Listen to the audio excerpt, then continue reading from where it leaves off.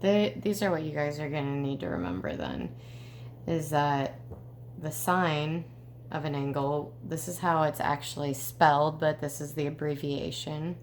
The sine of an angle is the ratio of the opposite side over the hypotenuse. And the cosine, we abbreviate it COS, is the ratio of the adjacent side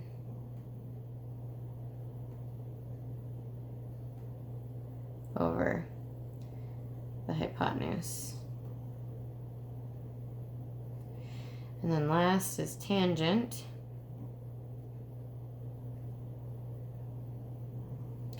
And that's the ratio of the opposite side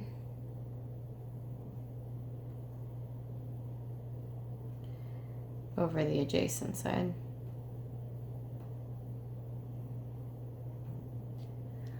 And you can't see any of that.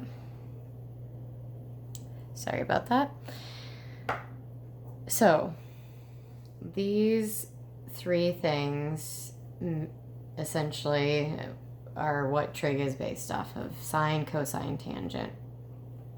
And we use this acronym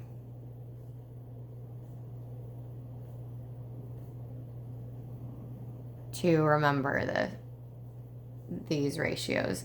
So the S stands for sine, and it's the opposite side. That's what the O stands for over the hypotenuse. So that's what the H stands for.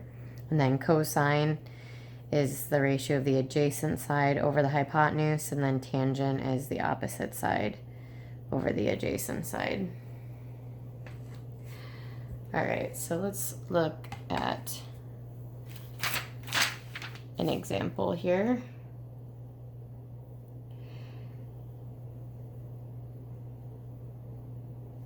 It's not to scale. All right. So you're going to find the sine of h, the cosine of h, and the tangent of h. Then you're going to find the sine of g,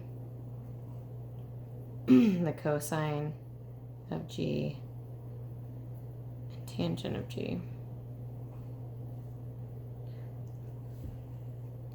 Okay.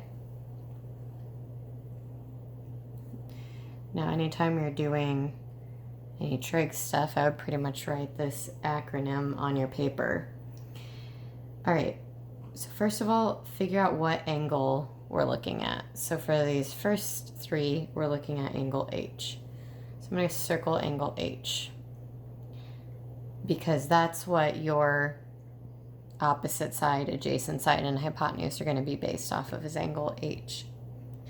So I always like to identify the hypotenuse first, because the hypotenuse in a right triangle is always the same. It's always the side across from the right angle. So 13 is our hypotenuse. And then I like to identify the opposite side next, because that to me is easier than the adjacent side. So opposite side is going to be, again, across from the angle that we're looking at. So that's why it's important to know what angle we're focusing on, because the opposite side is across from that. So I like to think of a little arrow pointing to the opposite side. And then the last side is the adjacent side, and that's the one next to H. But that's why I like to identify the hypotenuse first, because there's two sides technically next to H. It just happens that one of them is the hypotenuse. So this is the adjacent side, all based off of H, adjacent to H, opposite of H. Okay, so then sine is going to be the opposite side over the hypotenuse. And remember, it's just a ratio. And cosine is going to be the adjacent side over the hypotenuse. And tangent is going to be the opposite side over the adjacent side. Okay, a couple things to note here is that, so I was kind of trying to get at before the doorbell rang, but at least with right triangles, the sign should never be bigger than 1 because your hypotenuse should always be the biggest side. And so this fraction should always be less than 1 because the hypotenuse is supposed to be the biggest side. Same with cosine. The hypotenuse is the denominator, and its hypotenuse is supposed to be the biggest side of a right triangle, and so this should also be less than 1. So if these aren't less than 1, you probably made a mistake. Tangent now is opposite over adjacent. That could be greater than 1 or less than 1.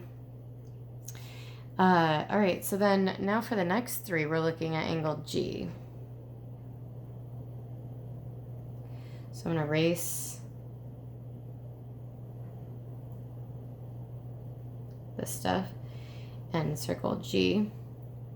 Okay, and so now I'm going to identify the 3 sides based off of angle G. And so like I said, the hypotenuse actually shouldn't have changed because it's always opposite of the right angle. And then, but now the opposite side to G is the 12, is opposite of G. And then 5 is adjacent to G. So all that really changed was these sides flip-flopped. So now how is that going to affect my ratios then for G? Sine of G, cosine of G, tangent of G. And so this would be sine of G is going to be 12 because that's the opposite side over 13. And cosine is going to be the adjacent side over the hypotenuse. And tangent would be 12 opposite over adjacent. So now what you should notice is because these sides just flip-flopped when we looked at G, 5 went from being opposite of H to then 5 was adjacent to G. And 12, which was adjacent to H, was then opposite of G. And also then these flipped. So because our opposite and adjacent sides flipped, it basically just flipped our tangent ratio. So this is your answer. There's really nothing more right now you can do with this unless you could simplify any of these fractions.